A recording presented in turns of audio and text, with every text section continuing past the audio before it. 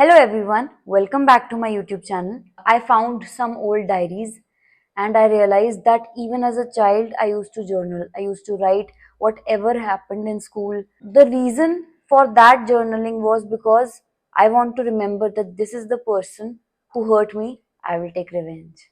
Yeah, as a kid, I was like that. Even when I did not know how to journal, I used to journal. I don't know how that got into my mind.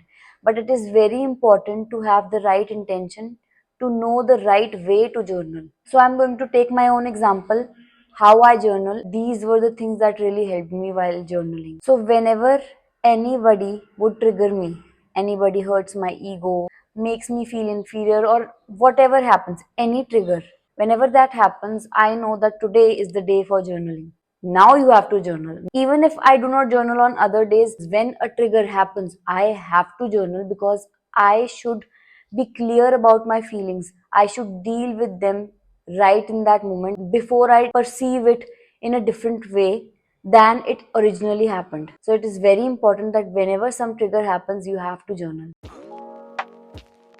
So I have a separate diary for journaling. Whenever that happens, I write the date, the time, and the day.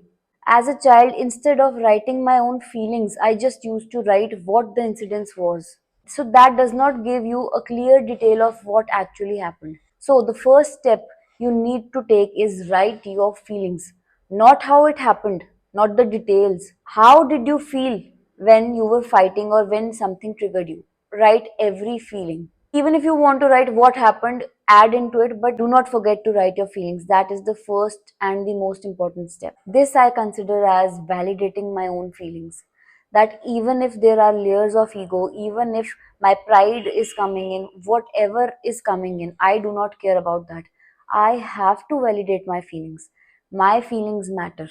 So that is why we have to write about our feelings. The second step, after you have taken your side, take the side of the other person.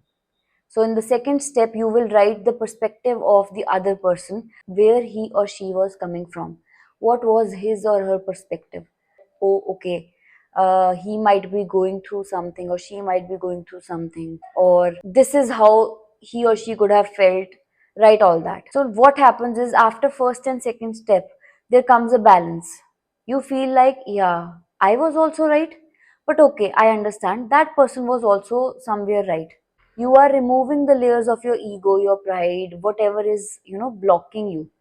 The third step is that you write your lesson. What is this teaching me? Whatever trigger happened, what was it about?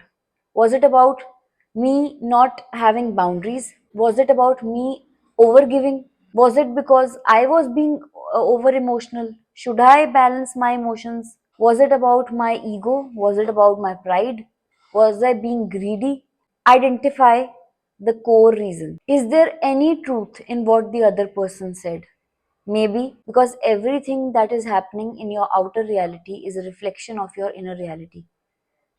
If somebody is triggering you, there is a lesson lying for you. Through multiple people, you are being given the same lesson, and as long as you do not understand it, it will continue happening. So, every time someone disrespects you, or someone tells you you have ego, or makes you feel inferior, identify.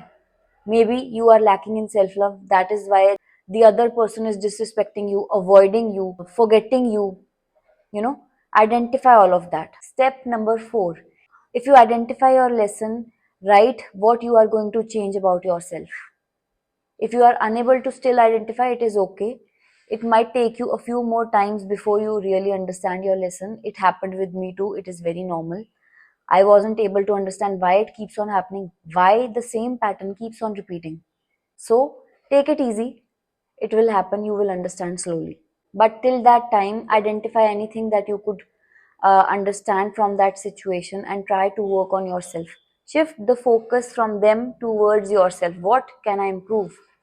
What can I improve in myself so that I am able to maintain my peace? And the last step I do is, after analyzing everything, after understanding it, after balancing between my emotions and the rational approach, the practical approach, the reality of the situation, I forgive and I let go. If I cannot let go, I must confront that person and ask why you said like this without my ego coming in between. Just normal discussion when both of us have cooled down.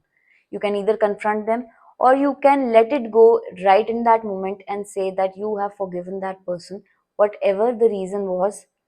This was teaching me something, and I'm so grateful that you came here to teach me this.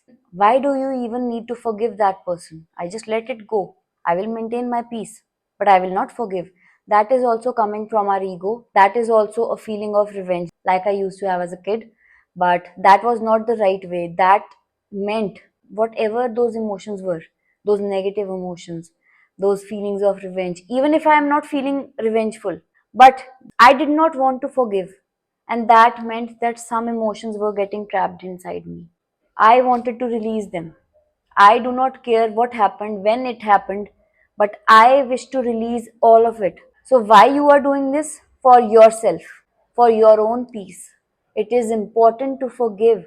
Karma or whatever it is, God will handle everything else. You do your own part.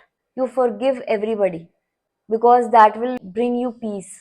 When you genuinely do not forgive someone, you will keep saying the same things. He did that to me or she did that to me. I will not talk to her. What is this? This is anger, frustration, ego, pride. I will not talk to you as if I need you. Allow yourself to be in a peaceful state. And there is no page limit. Sometimes I would write 3 to 4 pages. Sometimes, when I get extremely affected by it, there are times that I have written 3 pages in a day, and the next day I'm writing about the same thing. As long as I am unable to let it go, I keep writing, I keep identifying. So keep doing that, and that will allow you to express your feelings without the fear of judgment. Because your diary, who is going to read it? Keep it in a safe place, though. If you like my content, then do like, do share, and do subscribe. I hope this helps, and I'm going to see you in my next video. Till then, I love you all. Thank you so much for watching. Bye.